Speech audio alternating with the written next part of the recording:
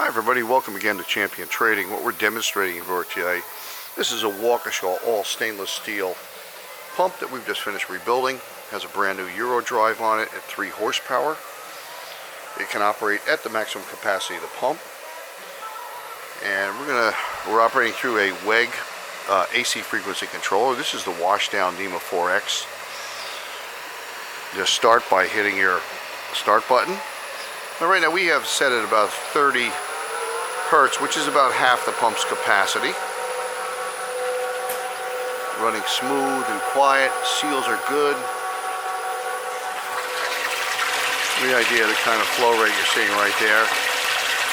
This should be about 15 to 18 gallons per minute. When you want to increase the speed, I'm going to take it up to maximum capacity. Oh, it goes a little fast. I want to keep it around 60 hertz.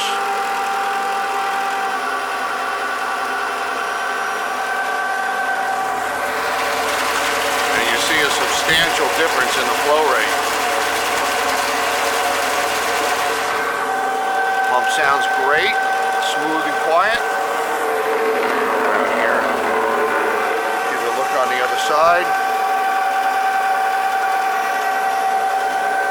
Running at full capacity right now.